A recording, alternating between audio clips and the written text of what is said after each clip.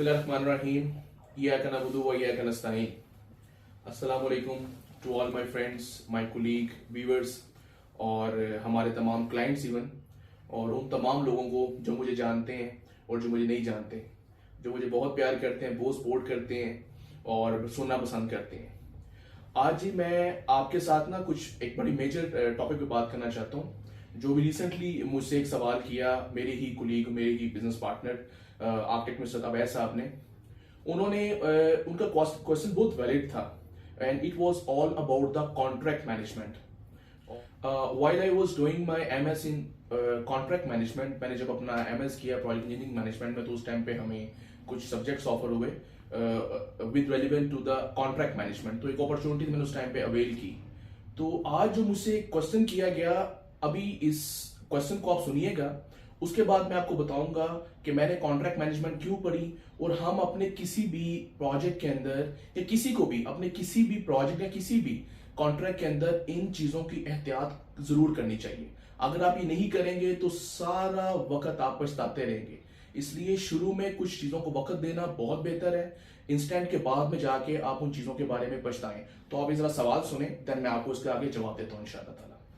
हम अपने चेयरमैन साहब से क्वेश्चन मैं करना चाह रहा हूँ, वो ये है कि जो कॉन्ट्रैक्ट होता है किसी भी प्रोजेक्ट का, उसकी क्या अहमियत है, वो किस तरह करना चाहिए, किन टर्म्स पे करना चाहिए, उसके क्या पैरामीटर्स हैं, उसमें किन चीज़ों को लाजमी देखा जाए, आप किस इदारे के साथ कॉन्ट्रैक्ट कर रहे हैं, उनके क्या टर्म्स एंड कंडीशंस होते हैं, आपने उस कॉन्ट्रैक्ट से पहले आपको क्या चीज़ें नॉलेज में होना ज़रूरी है, आप किस लोकेशन पे काम कर रहे हैं, किस जगह पे हैं, किन लोगों के साथ काम करें, क्या क्या चीज़ें मैटर करती हैं।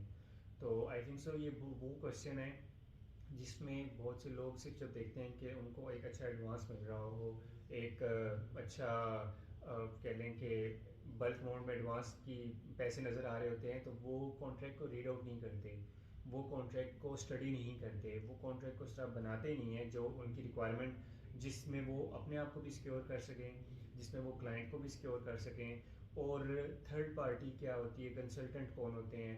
तो ये वो कुछ क्वेश्चन हैं जो मैं चाहूँगा कि हमारे चेयरमैन हमें आज ब्रीफ करें, ताकि हम ये जो एक्सपीरियंसेस हैं, जो बैड एक्सपीरियंसेस होते हैं, लोगों के कॉन्ट्रैक्ट्स फेल हो जाते हैं, वो अपनी चीज़ें डिलीवर नहीं कर पाते, तो वो किस तरीके से इसको तो कंप्लीट। जिस तरह आपने ये एक सवाल मैंने अवैध साहब का आपको सुनाया और आपने देखा कि उन्होंने किस तरह इस सवाल को आप लोगों से किया, ये बड़ी नॉलेजेबल चीज है।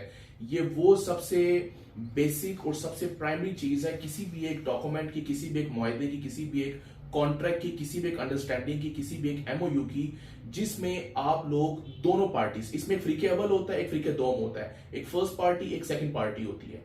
जो कुछ बेच रहा होता है या कोई कुछ खरीद रहा होता है, कोई कुछ बनवाना चाह रहा होता है या कोई कुछ बनाना चाह रहा होता है, तो इसमें आप लोग क्या करते हैं, आप लोग फॉर द टाइम भी बहुत सारी चीजों को भूल जाते हैं। जो अक्सर प्रैक्टिस है, मेरे पास बहुत सारी चीजें कंसल्टेंट, हमें जब वो चीजें हमारे पास आती हैं खराब हुई हुई, तो हमें उसको वेट भी करना पड़ता है और हमें उसको ठीक भी करना पड़ता है। मैं आपको मिसाल देता हूं कि अभी हमारी जो फर्म है अवैस एंड को builders and developers and bluefin builders and developers, तो हमने एक अभी बहुत बड़ा एक अल्हम्दुलिल्लाह केपी लेवल का प्रोजेक्ट एक विन किया और हम एज ए टेंडर हम उसमें एक टर्न टू की प्रोजेक्ट को एक बनाने जा रहे हैं इन पिशावर क्लब।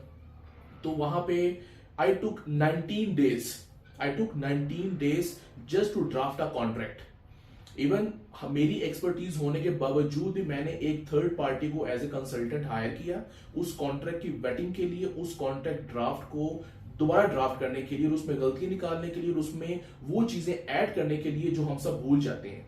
और सबसे बड़ी बात ये, जब भी आप किसी कॉन्ट्रैक्ट को करने जा रहे होते हैं तो दो पार्टीज के दरमियान एक थर्ड पार्टी होनी चाहिए। उस पार्टी का रोल जो होता है वो एज ए ब्रिज होता है, वो एज ए ब्रिज उन दोनों पार्टियों को कनेक्ट करके रखता है।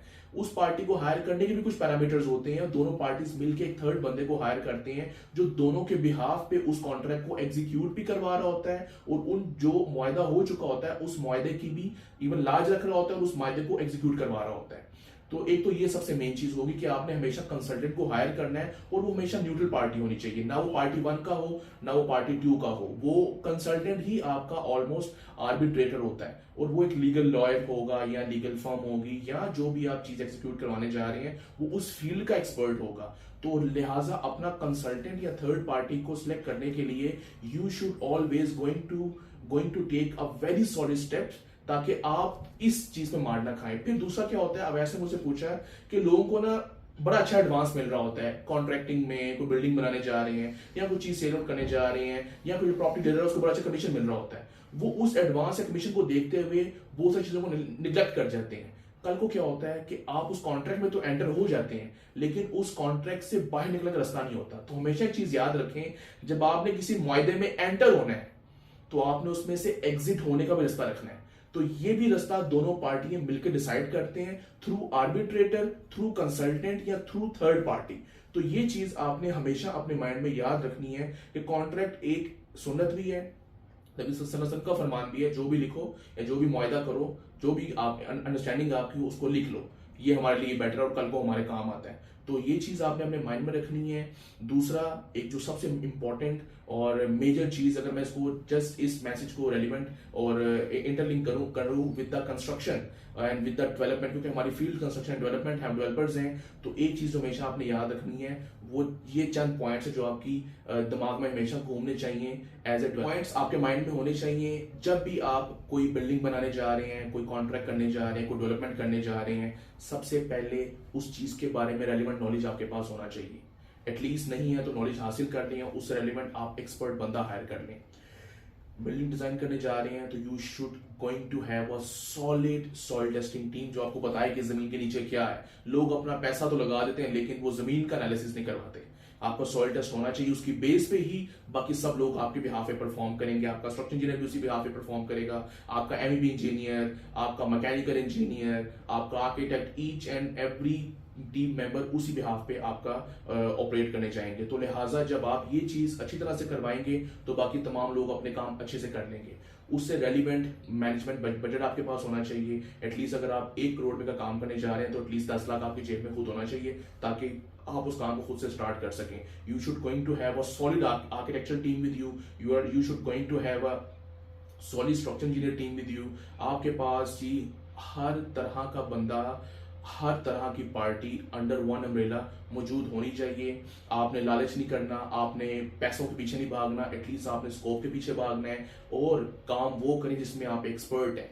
ठीक है, मैं आपको हमेशा एक बात समझाता हूँ कि you should know something about everything but everything about something. आप जो करने जा रहे हैं ना, that is everything about your something. ठीक है, ये आपका एक ब्रॉड टॉपिक है जिसको आप ब्रॉडली कर रहे होते हैं, आप उसके बारे में पूरा नॉलेज होना चाहिए, लेकिन उससे रेलिवेंट जो बाकी की फील्ड्स हैं उसके बारे में भी आपको आपका नॉलेज होना चाहिए।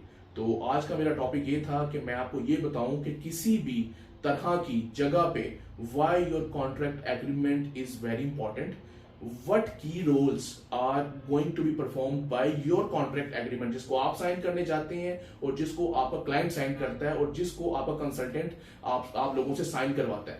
कंसल्टेंट अच्छा हायर करें, कॉन्ट्रैक्ट में आने का रास्ता भी होना चाहिए, कॉन्ट्रैक्ट से जाने का रास्ता भी होना चाहिए। कभी भी कॉन्ट्रैक्ट को आप ब्लंट ना बनाइएगा, कभी भी अंधा कॉन्ट्रैक्ट साइन ना कीजिएगा जिसमें आप आ तो जाते हैं लेकिन कल को आप लिटिगेशन में जाना पड़ता है, लेकिन उसमें तरीकेकार होते हैं कि आप इजीली कॉन्ट्रैक्ट से विड्रॉ भी कर सकते हैं विन विन सिचुएशन बना के। तो ये आज का टॉपिक था, इस पे आपने ख्याल रखना है और कोई भी किसी भी तरह का मामला हो तो you should contact with my team. मेरी टीम अवेलेबल है और वो इंशाल्लाह आपको रिस्पॉन्ड करेगी। Thank you.